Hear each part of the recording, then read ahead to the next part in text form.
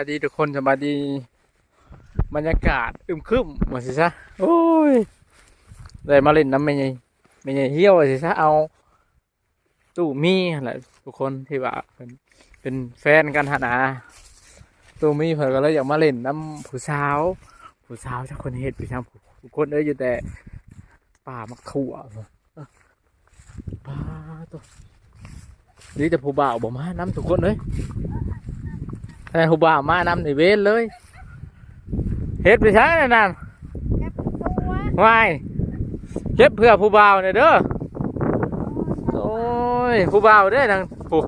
ผู้บ่าวท่าอยู่เทิงผู้มาจากคนมา3-4 คนคือเก่า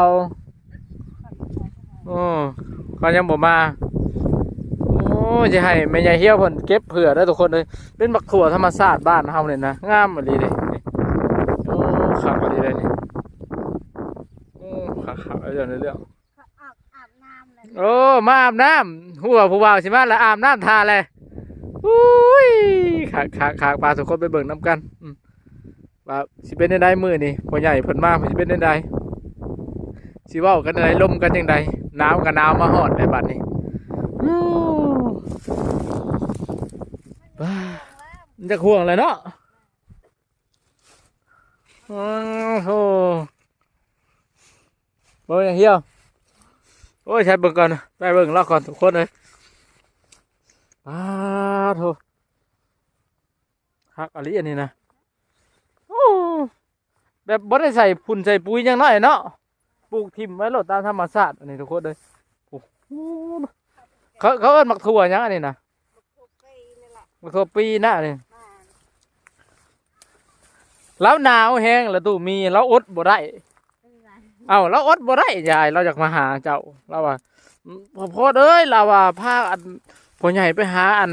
แม่ใหญ่เหี้ยวแหน่เราอ่ะแม่ประกอบแหน่เราอ่ะเราขึ้นฮอดเจ้าได้แม่ใหญ่เอ้ยโอ้ยหนาวเลยได้หนาวอยู่บ่หนาวเลยเนาะหนาวแล้วก็หาเอาขู่เด้อใช่พ่อใหญ่นะพ่อใหญ่เอ้ยพ่อใหญ่มีพ่อใหญ่มีมาเก็บบักถั่วซอยผู้สาวแน่นี่งามน้ำบักถั่วเนาะอ้วนนะแท้ทุกคนเลยขักอะไรอันนี้ฮะมาแต่เอาพื้นเลยนะมาแต่เอาพื้นมาเบิ่งเสียเอิญอันตัวมีเพิ่นมาพี่ทุกคนเพิ่นบ่เห็นนะฮะมาจังได๋พ่อใหญ่บ่แล้วสิมาหาผู้สาวเพิ่นโอ้สิมาผู้สาวมาเก็บบักถั่วซอยผู้สาวบ่ทั่ววันนี้ไปเก็บซอยเพิ่นบ่จะมาดีบ่มาอยู่นี่มานี่ผู้บ่าวว่านี่ฮะพ่อใหญ่ไปจังได๋แม่ตู้เหี่ยวเพิ่นว่าเพิ่นหนาวแห้งแล้วได้เพิ่นว่าเนาะแม่นเจ้าเพิ่นจะได้คู่ได้คิงน่ะบ่จักถามมาดูเจ้าอยากได้คู่แล้วบ่เป็นไงเอ้ยบ่อยากได้คู่แล้วบ่จะว่าหนาวน่ะฮะอันเลยบ่มีคนหมักวะโอ้ยยายเด็กกระซากว่าแล้วผู้บ่าวว่าหาบ่มีคนหมักสิบ่มีได้เนาะมามันได้เสียลบกว่าแล้วแม่นแล้วกำมักแล้วจังเที่ยวมาเนาะยืนเอายืนก็สิเป็นหยังนั่งก็เมื่อนั่งแล้วล่ะบ่เฮ็ดได้ตู้นี่มาเก็บทั่วซอยผู้สาวบ่มื้อนี้ฮะเจ้าแม่นแล้วไปเก็บซอยผู้สาวเนี่ยไปไปถ่ายนี่แล้วเป็นยังเราเก็บเองแล้วแหละเราเพราะว่าน้ำแห้งแต่เพิ่นว่าเนี่ยเราหมักโอ้ก็เรียบได้ซอยผู้บ่าวดูซอยผู้สาวดูใหญ่เก็บตัวเลยเบิ่งมึงดูเห็นจะบ่มักถั่วนั่นผู้สาวขึ้นผู้สาวบ่ถึงนั่นบ่าวแล้วว่าใหญ่ก็ได้แต่ผู้บ่าวอุ้ยตายแล้วพ่อใหญ่เอ้ยสังรถแม่นบ่คือน้ำมักถั่วซื่อๆเนาะพ่อใหญ่เจ้าพ่อใหญ่เข้ามาเก็บมักทั่วซอยเพิ่นฮะจักเรื่องเก็บบ่เรียวมีจริงมันแก่บุเอาแล้วนะพ่อใหญ่เอ้ยซอยผู้สาวที่ลงใดระวังเย็บระวังใหญ่เนาะตู้เฮานี่มื้อนี้ โหดคนทุกคนเลย นัดเจอที่ชวนมักทัวแล้ววะนี่บ่ เนาะเฮามักทั่วเพิ่นแซ่บเนาะ มันแก่ๆแล้ว ทัวปีเนาะ มือต้มแก่ เพิ่นเอิ้นมักทั่วปีแล้วว่านี่นะ มี มัก มักทั่วบ่มีข้างเนาะ มักทั่วนี่บ่ได้ใส่ข้างหรอว่าบ่แม่นใหญ่หรือว่าใส่ ไปธรรมชาติแก้วนะเนาะ บ่มักทั่วนี่มันบ่ได้เป็นใส่ข้างหรอมันบ่ได้มักข้างติ แม่ เออเก็บไว้เผื่อให้มันเด้อในมันเด้อ เอาโลก อืม ทั่วมาแต่ประเทศโอ้ ประเทศหยัง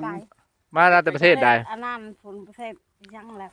หัก ปักเสหั่นนะ ประเทศบักเซ เซ่ทุกคนแต่ว่าเมืองลาวก็เป็นประเทศปากเซ่ เออโอ้ ให้มา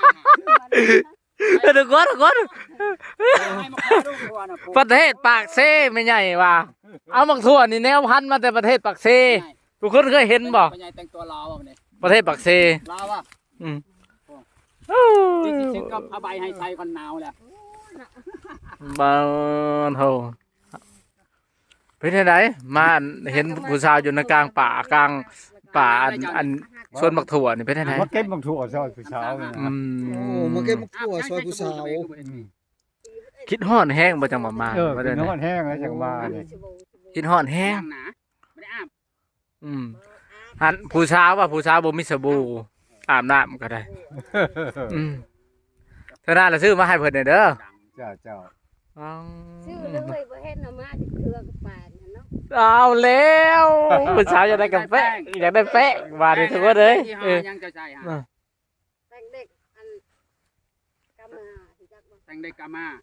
แป้งเด็กกาม่า มีว่าแป้งเด็กกามา นี่ แป้งกาม่ามีอยู่แป้งกาม่ามีอยู่ กำมาก็เอามันเด็กก็เอา อืมนั่นผู้สาวว่าอยากได้กาม่า อยากได้แป้งกาม่าก ามา มันเป็นอะไรอันแป้งกาม่าเฮาบ่เคยเห็นจักเทื่อ รู้จักเนาะ มาก าม่าดีดนี่บ่รู้ว่าได้ใด อุบมาได้ เออมันมีหูบม้า ว่าแป้งนะ แป้งหูบม้าได้พ่อใหญ่เอ้ย มันก็มีคนขายบนในบ้านนี่ ชิโนพลายมี ฮะ ปะ ไปเถอะว่าชิโน่ ว้าวดูสิโน่บ่เนาะ แม่ ว่า คอยบอกขายแป้งนะ บ่ผู้สาวก็เฮ็ดก็จอดอยู่พี่ก็เลยมาเฮียงกันอยากได้แป้งก็ได้บ่อยากได้แป้งก็มายืนเฮียงกันแล้ววะอันนี้บ่อยากให้ใจผู้สาวจะมาทัวร์กัน อืมเบิ่งถือว่าเอาไว้ก่อน ตัวมัน อืม แก่เอาไปเฮ็ดเสียง โอ้ได้ลายเติมเนาะมันแก่มาแล้วมัทั่วนี่ก็ดีเออ ต้ม ต้มแซ่บ ต้มกินในมักถั่วนี่นะ ในมันแซ่บเนาะ ยังไม่ได้แล้วเขาเป็นหัว บ่นั่งนั่งเอาซะ นั่งนี่น้ำขาดไปมันเงียบเลย โอ้ อันนี้ตัดอ้อยเงินอ้อยหมดเลย โห ไปตัดอ้อยวันนี้นะ ได้ไรไม่ได้ ได้อ้อย70 70ก็ได้ว่า80กว่าพัน80ปลายพันเนาะ 80ไปซื้อมาแล้ว อืม ซื้อช่างหมดไว้แท้ ซื้อปลา คือบ่แบ่งให้พ่อใหญ่มีใช้นะ พ่อใหญ่ว่าบ่มีอันเงินแล้วเด้นี่นะหมดเงินแล้วล่ะว่า บอกเนาะ ซื้อเลขก็บ่ถูกล่ะว่าตะกี้ว่าสิ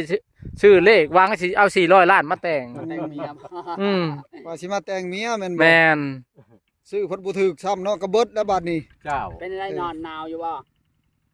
ก็หนาวเลยเนาะยามหนาว บ่นึกว่าบ่หนาว อืม หนาวนี่บ่ ถ้าผู้บ่าวนั่งใกล้ๆเบิ่งดูจักบาทนี่ เงาก็หาผู้บ่าวเลย เออ น้องเว้าแนวมันแล้วหนาวก็หาครูบาวแล้วเนาะ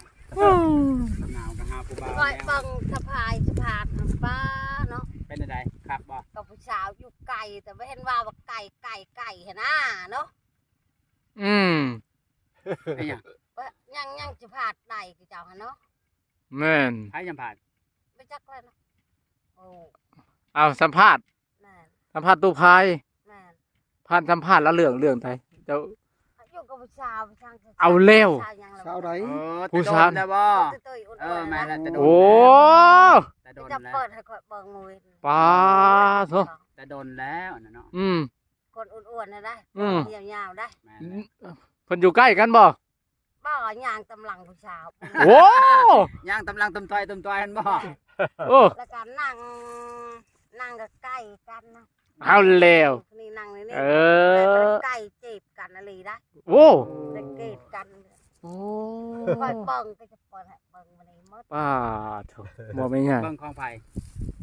เล่นผู้ชายน่ะบ้าน อืมบ่บัดอันตู้มีแล้วบ่เข้าใกล้บ่ตู้ บ่เข้าใกล้ก็บ่เป็นหยัง ยามันช็อตบ่ น่าก็จะเอาเข้าบ่เข้าใกล้ก็ยังได้ ยันมันสดเจ้าบ่หรือว่าใด เบิ่งนาจนแลเนาะบ่พรขับรถไวเลยหนาวกันหนาวกินขับรถไวเลยยันบ่ทันแม่ใหญ่ ยันมันใหญ่แฟนอันนั้น อื่นเนาะ ก็เงินหมดเมามื้อนี้แล้วก็ไป ยันว่าไปอันคิดว่ายังเขาเจ้ายังบ่แล้วหายแล้วหน้าแถวนี้นะยังบ่ได้ปล่อยงัวปล่อยควายหั่นนะ มาแล้วว่า อืม เฮาก็บ่ได้คิดว่าจะได้มาแล้วมื้อนี้เนาะ ตู้ เพิ่น กิน ก็ ฮอ มา ด หากินได้อยู่นา ตู้แล้วคิดฮอดว่าไปพาไปดีกว่าว่ะว่าจำเป็นก็ได้พามาแล้วบัดนี้เฮ็ดได้ได เอามาย่างให้กิน เอาหยัง เอามาย่างให้กิน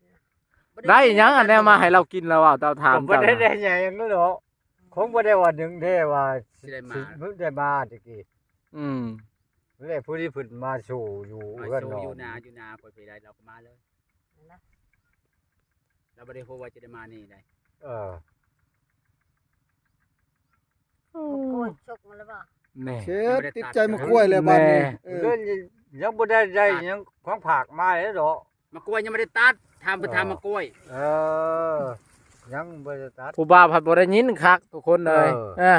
ผู้สาวถามว่ามักกล้วยเจ้านั้นสุกแล้วบ่มักกล้วยเจ้านั้น ยัง อืม เขาเป็นชุกเอามาให้กินดอกบ่ยากดอก ติดใจแล้วเราว่าได้กินเธอหนึ่งติดใจเลย หวานบ่แม่ใหญ่มักกล้วยกล้วยพ่อใหญ่นี่หวานบ่ ทาน โอ้โหปูแซ่บมักกล้วยวันนี้นะ สุดยอดเลย ยังอยู่เลย ขอบใจหลายแหละสำหรับกัน โอ้ ว่า ให้ส่งมาอีก บ่พ่อใหญ่ ยอดว่ามันสมมันขมเนาะ โอ้กล้วยเจ้านี่ก็ใหญ่อีหลีจนผู้สาวติดใจอีหลีนี่ เออ โอ้โหดอีหลี มันอ้วนเนาะกล้วยมันตุยดีเนาะอ้วน โอ้มันอุดมสมบูรณ์แล้วใส่ขิงหัวไอ้พุ่นขิงหัวก็เป็นอันนี้แหละ บ่ได้อยู่ในเฮือนไปเลยคอยหันนะไปหันไปนี่ไปตัดอ้อยไปหาพื้น โอ้ เมื่อจะหาพื้นได้เลยนะ เออ เป็นยังไงได้เห็นพ่อใหญ่แล้วเป็นยังไงดีใจบ่ ก็ดีใจนะ บ่ได้เห็นกันจักมื้อแล้วนี่ จากมือเราได้เฮาต้นเต่าเนาะ ต้นเจ้า อ่า โดนเติม จะบ่จักคนมื้อจังโดนเกิน ตู้ก็ได้ อืม ก็จะไปวิ่งเนาะ แน่ บ่ได้อยู่ ผู้บ่าวก็แคนโมงแบบรูๆนะนี่นะอ่า เราจับ อ๋อ เราจับ วัยรุ่นนะมื้อนี้เนาะ อ๋อหนุ่งเสื้อกับเสื้อนะผู้ เสื้อวัยรุ่นมื้อนั้น วัยรุ่นเวียดนามคนละเสื้อนี่กัน โหดงานในตู้นี่ มันหนาวแล้วตู้ อืม มีก็คิดฮอดแล้วบ้านนี้หนาวเลยทุกคนเลย คือทอดแล้ว เราจะมานั่งไก่มันสิอุ่นอยู่บ่ให้นั่ง อุ่ ไก่ น ดี แต่ กว่า นั่งไกลเติมเนี่ยก็จะอุ่นพอแห้ง โอ้ เลย โหไก่นั่นก็จะอุ่นบ่ โหดแล้วตู้เฮานี่ ใส่คาล้มแม่ตู้จนไปบ่เป็นละบาทนี่ เจ้าก็อุ่นแล้วว่านั่งไก่ทำนี่ คน มันเย็นจอยๆปันหลับลิงบ่ บ่ได้ คักแล้วตู้เฮานี่ผู้สาวก็เขินแหละเราอยากได้แป้งกาม่าบัดนี้ เออ บ่ รู้จักบ่แปลงกะมา อืม มีเฮาเห็นอยู่นะเคยเห็น เห็นแป้งกาม่า เดี๋ยวจะ โอ้ ซื้อฮันเวียดมีเนาะฮันเวียดฮันจีนเนาะ จังได้บ่ได้ อืมแต่ก็เอาไปซื้ออยู่ใช้ซะ อื่นบ่มักบ่ ก็สามแล้วก็ชะโนทุกคน ซื้อราคาดีกว่าก็ บ้าน จะ อื่นน่ะบ่มักบ่อนอื่น เพิ่น ฮะ เบิ่ง บ่เอา เนาะ อันนั้นมันหอมบ่คักบ่นั่นฮะ เดี๋ยวอื่นก็บ่เอาเนาะสิได้แต่แป้งกะมาเนาะ แม่ เป็นอะไรจะมาอยากได้มันดีแบบใด มันดีทางโตมันสบายมันนุ่ม โอ้ ปีแป้งได้แข้งนมแหละ ว่าเป็นไงถ้าผัวหอมฮอดเมียถ้าเมียหอมฮอดผัวหันบ่ แม่น นี่ยังชื่อว่าฉันยามหนาว แสดงว่าแป้งในบ่ได้ธรรมดาเนาะ บ่ธรรมดาได้ซื้อไว้ต้อนรับยามหนาว จ้า อืม จ้า ตุ้มผ้าห่มพื้นเดียวกันก็หอมน้ำกันอยู่กุ้มโอ้ย ปานนั้นเนาะ จิกหอมคักๆอ่าผู้นึงก็หอม เอออ๋อถ้ามันใหญ่เหี่ยวก็หอมหมดประตูมี เออ บัดพอตู้มีถ้าก็หอมหมดมันใหญ่เหี่ยวบาดนี่ เออ โอ้เว้ย ตัดอ้อยเพราะสิได้นะครับไปนะโมสิได้ข่อย ใจเหี่ยวดันอายแหละทุกคนได้บอกไปเลือกไว้เลยเฮ้ยตู่ ไอ้ เอ้ย ยัง อายผู้บ่าวแล้ว อาย งาน บ่ นี้ ได้กันใน ได้ว่าเขาจะเอาเนาะ โอ้ย อายมันบ่ได้เนาะ มีเงินมาขอ อ๋อถ้ามีเงินมาขอแล้วได้รถ หน่อยเนาะ นี่ตู่เอ้ย เอาเลยบ่ยังละวะ ยังแล้วเนาะยังบ่มียังเนาะค่อยไป เรามีกระหาท้าเนาะ นี่ เราหาทายแม่นบ่โย่เราก็นอนใจแล้วมันหนาวนี่เนาะเราก็สิมาคอแล้วคารามีก็ดี แม่นแหละ มันหนาวแล้ว หนาวแห้งอะไรได หนาวก็อยู่ตุ่มผมหลายๆ ผมก็เห็นผมกับมันบ่คือผมกาคน ก็บ่คืออยู่ โตโตก็บ่อุ่นสมาดอิหยังก็กล้าคนเนาะ ซ้ำกาคน มันบ่คือจูบผมกับคนในเนาะ นั่นเห็นบ่ พื้นเดียวมันก็อุ่นเด้ เอามาเงินหลายๆแล้ว มันอยากบางได้แม่ตู้ผ้าห่มอันโตอันมีแมวมีหมาแลกชามบ่ตู้แลกผ้าห่มบ่หาอยากบางตัวนะหา คันโตคนนี่ใครแน่ ใครแหละ บ่จะเป็นต้องตุ้มก็ได้ เออ เพื่อสิเอาก็พอแห้งเอาเนาะเพื่อสิได้เงินได้คำเนาะ แม่นแลเงินบ่มาสิหาได้ง่าย เราก็สิอุกนำตัวนี้แหละอยากได้เมียนี่อยากได้แท้ แม่น จุดดิ้นจุดดนมามึงดูนี่ เจ้า ๆมื้อนี้แหละอีกจักหน่อยจะให้เราถามเจ้านี่เราอยากมาเรื่องตัวนี้แหละเรื่องอันหนาวแหละจะเห็นได้ไดนี่นะเรื่องว่าอยากได้นี่แหละอยากได้แห้งแหละ แต่พอ ว่า จะ หนาว แก้ความหนาวเนาะ แม่นแหละอีกจักหน้อยจะจิถามเราอืม จะได้จึงหายหนาว เออ อยู่ไกลเจ้าเนาะ อืม เวลาอยู่ไกล เอ้ยก็ มาฮอดพระจิถามรถมันก็อยู่บ่คือเนาะตู้เนาะ นุ่มอันชื่อนุ่มยาชิโนคนเดียว อ่า อยู่ใช้อยู่ใช้ อยู่เซโน อยู่ ให้ซื้อมาห่มอยู่เซโน มันสิอุ่นบ่ตู้อันผมนวมอยู่ซิโนน ยังมาอุ่นนะเจ้าบ่ได้เมียนะอุ่น เราว่าบ่อุ่นเราอ่ะ มันโดนเฮียงข้างกับเจ้าจะใครแหน่ เอ้ยตู้เอาเอ้ย มันบ่ได้โอนใด ตัวผมน้อยๆบางก็ดีใจนะ เอ้ย มันอุ่น ก็อุ่นแม่นบ่โอ้ โอ้ นี่มันจะเหี่ยว ห้าเงินหลายๆแล้ว หาเงินหลาย ก็จะอุ่นนะฮะก็บ่ได้เงิน เอ้าแล้วผู้บ่าวถามหันฟังก่อน นี่ไร ต้องการจะเงินเนาะ นาน เนาะ อันคนเนี่ยมันจะต้องการ